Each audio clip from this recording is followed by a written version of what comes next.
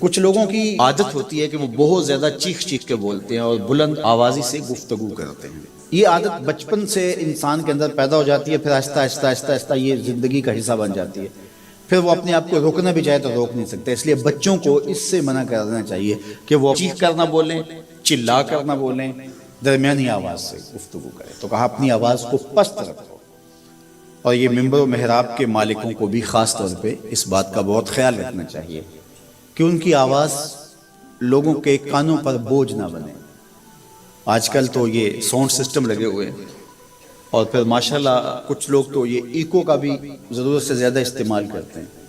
سنجیدگی کے ساتھ متانت کے ساتھ بات کرنا، سنجیدگی اور متانت کے ساتھ بات کو سننا، یہ شریعت کے آداب ہیں. جب کسی سے ہم کلام ہوں تو آپ بھی بلند آواز نہ ہوں، اور دوسرا وہ اس کا جو جواب دے رہا ہو اس کی توجہ بھی بھٹکنے نہ پائے، وہ اپنے احساسات سے یہ بات بتائے. اور کہیں جواب دینا ضروری ہو تو حرج بھی نہیں ہے. آواز کو معتدل رکھو، خوبصورت رکھو. تو جس طرح بولنے کے آداب ہے اس طرح سننے کے بھی آداب ہے.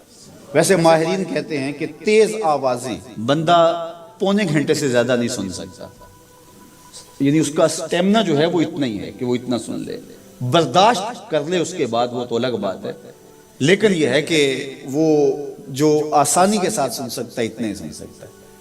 تو اس لیے یہ جو لیکچر بھی ہوتے ہیں جو دنیا کی بڑی یونیورسٹی ہیں وہاں بھی انہوں نے لاکھوں روپے دے کر کے دنیا کے ماہرین بلائے ہوتے ہیں مختلف مضامین پر، لیکن پیریڈ کا دورانیہ یہ نہیں ہوتا وہ 3 گھنٹے کا لیکچر دے رہے ہوں. انسان کی جو ہے وہ ایک کیپیسٹی ہے، اس سے آگے نہیں وہ بڑھ سکتا. اور مجھے بتائیے انسان کو بنانے والے سے بہتر کون بتائے گا؟ قرآن بتاتا ہے، کیا بتاتا ہے؟ وَغْضُضْ مِنْ صَوْتِكَ، اپنی آواز کو پست رکھو. باقی اس کے الگ احکام ہیں کہ اذان دے رہے ہیں، آپ کسی کو پکار کر رہے ہیں، جنگ میں رجز ہے یا کوئی اور بات ہے. ابھی لائٹ چلی جاتی ہے اور دور تک لوگ بیٹھے ہیں تو مجھے لامحالہ طور پہ اونچا بولنا پڑے گا. میری آواز اونچی ہے تو میں کوشش کروں گا آخری شخص تک آواز پہنچے، وہ ایک الگ بات ہے. لیکن اب یہ آواز ایسے ہی سب تک پہنچ رہی ہے. تو ان آداب کو جب ہم سمجھتے نہیں ہیں تو اپنی بات کو اچھی، جو کچھ لوگ سمجھتے ہیں کہ زور سے بولیں گے تو لوگوں کے اندر بات اترے گی، ایسا نہیں ہے. بات زور سے بولنے سے نہیں اترتی، بات دلیل سے اترتی ہے. رومی علیہ رحمہ فرماتے ہیں کہ بادلوں کے گرجنے سے نہیں، پھول کھلتے ہیں بارش کے برسنے سے. تو بارش برسے گی تو پھر پھول کھلیں گے، بلکہ وہ جتنی آہستہ آہستہ برسے گی اتنی ہی جذب ہوتی چلی جائے گی. سہج پکے سو میٹھا ہو.